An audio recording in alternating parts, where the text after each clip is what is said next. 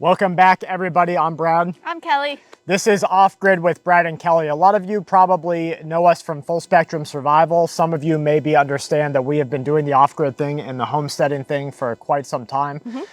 There was a time where we didn't really feel like we were needing to put out information about what we were doing, but I think that's changing. Definitely. There's a lot going on in the world right now that really has pushed us more, just into doing more homesteading and getting back at a lot of things. Yeah, so from growing our own food to the chickens needing their food, which is crickets and mealworms, and some of the grains in our cases. We have 16 farm cats here that we're working on bringing down that production a little bit. We have our chickens, we have some food that's growing, some solar that needs to go up, living off of propane as our main source of energy, defending your homestead or defending your off-grid site. There's just really so much that every day we're like, this is our chore list. And it's a long chore list. Yeah, but it's very fulfilling. It's great to be able to get back into it and make the plan of what's next and what we want to do and be able to bring that to you guys. Yeah, so you're part of our Full Spectrum Survival family over on that channel. You guys are part of our Off Grid with Brad and Kelly family too, so we're learning a lot from everybody else. So, yeah, definitely. I think you can be a jack of all trades and not be 100% on anything. I don't claim to be really anything except working hard to try to protect my family. Grow food, be as independent as I can in this crazy world, not sign up for their crazy digital ID, not do any of this other madness that's going on, and kind of like create a wildfire break. Yeah, definitely. There's definitely a lot that is changing very quickly, and just like he said, you can be a jack of all trade, and we learn a lot from you guys, and I think it's great to be able to share all this information together and learn from each other, and even having a method of something like growing something that works for you, and then someone brings another method, it's like, oh, I'm glad I learned that works better, or something like that. Sure, and when we start to understand that so much of food production is being privatized, the World Economic Forum came out and blatantly said that nature is the least taxed and least profited part of our world. So that means they want to begin to profit more off of nature. And I don't know, but if you're like me and every time I go to the store and see a little buggie of food for $100, I about lose my mind. Right. We need to get some control there. So absolutely. That's kind of what we're doing. Yeah, and not just that, but also there's so much in the food now that you don't even know what they're putting in, what they're spraying on it, and things like that. So if there's things that we can grow ourselves that we know, it's just a tomato, or it's not GMO or something like that. Yeah, that's really kind of where we're taking our own life's direction. And you guys know that on the normal news channel, we understand all of what's going on out there. There's craziness in local politics, there's craziness in nationwide politics, geopolitics across the world. Gold is going through the roof, which we can see with our own hand. I mean, our dollar, in order for food to cost more, cost of living to cost more, electricity to cost more, that means our dollar that we carry is worth less. Part of the agenda out there is that our dollar becomes worthless. And so you have to work, and they've already said you're going to work until you're 75 years old. Right. Yeah, don't think of retiring early. You got to keep going a little longer. Yeah, and I also understand that our generation might be the last ones to own a home. Yeah. Yeah, there, a lot of people, you can't get land like this anymore. It's either everyone has already gone and purchased land, or it's just so outrageously expensive that no one can afford it.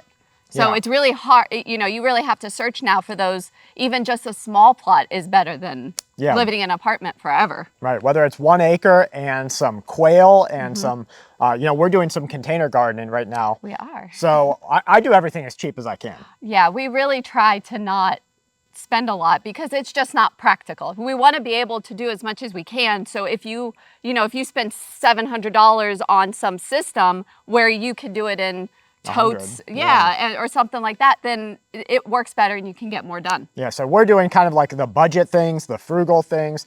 Now, my brother is moving up here. If you guys are way back on Full Spectrum Survival, you'll know my brother, and we have done a lot of our own work together and stuff together. Survivalism, instruction classes, everything. He's moving his family up here by us because I'm telling you, If you don't have your family by you, or if you don't have a local group that you operate with. Right, some sort of support structure, because, you know, it's just our family and we can do a lot, but it's even easier, and, you know, you share the responsibility more when you have that support structure. You have that community in a sense. Right.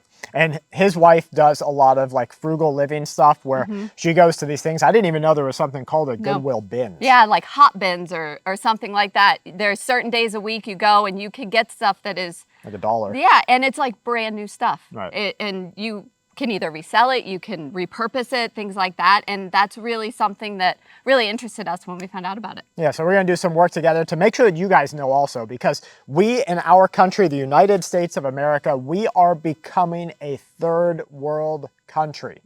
You have people falling out on drugs on the streets of your nation. You have homelessness skyrocketing. You have the cost of living skyrocketing. You have the quality of food decreasing, the cost of healthcare skyrocketing. Where are we going to catch a break at?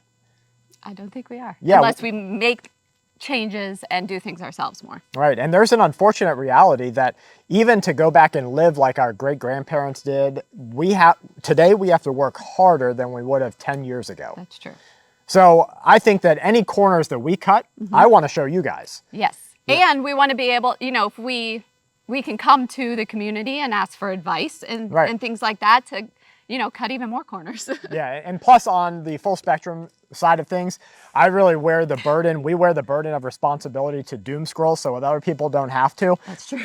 This channel is a great way for us to not have that even in our scope, because we compartmentalize, we set a certain amount of our time to make sure we don't overburden ourselves with our own doom scrolling. Right. Then we want to get out here and, you know, get to potting and planting, get to tending to the chickens. Right now we are, what kind of chickens do you have? We have buff Orpingtons, we have Rhode Island Reds, we have speckled Sussex. He just got fixed yesterday. He did. He might be a little He's a little wild. He's glad to be home, but that's the first of many that's going to get done. And we have a couple other that I can't. Some black Orpington? Marins. That's the buff Orpingtons. Buff Orpingtons, okay. And the black Marins. Okay. And a neighbor of ours, part of our survival group, she's hatching out. She has bantams, and she just hatched them out. Just went and looked at them, and they are adorable little babies. She has turkey that she has. She's been collecting eggs. She's going to hatch out soon, and we're probably going to get some turkeys. Sweet. And besides that, we are also planning our fall and winter garden areas. Next year for spring, we want a huge, huge garden, a big bounty, a big haul. For fall and winter, we're going to probably go potted plants, tubers, you know, things like that. Right. Above ground, like we've got some good cement block areas that we've got over there. I'm looking at some rubber tire plants. Yeah, a tire garden, because it really is, to me, about sustainability with what we have. And I look all over the world, and one of the things we watch the most is the Philippines. We do. We watch a lot of things in the Philippines, and we learn from it because they're doing things very inexpensive. And they are extremely rural, so they have to kind of use what's around them more and repurpose and all of that. So we learn a lot from that. So you'll get a lot of people that say like, well, you shouldn't do in tires, you shouldn't do that, but there's a plethora of them here. And we have researched, and the leaching really isn't. Yeah, something you have to worry about in year 1 or year 2 or even year 3, 4, 5. Right. You get 10 years into a tire, it starts to break down. You start to have too much damage. Water's been sitting there. Okay, now you have a problem. But year 1 through 3, not really any big deal. And those are big university studies. It's definitely not worse than the fact that they're growing our food in black plastic all over the world. Oh yeah, and spraying it with whatever, many unknown things, and changing there's a lot. So so we're just doing our best to try to get ahead. I hope that you guys will come along with us on that journey. You're part of our family here. I hope we're part of yours too, and we can all just kind of learn from each other and work together. So you're watching Brad and Kelly. Yep. This is Off Grid with Brad and Kelly, one of our the first 2025 video back. Yes. So thank you guys for being here with us, and make sure you're subscribed and leave a thumbs up and a comment. Yep. From our family to yours, please stay safe out there.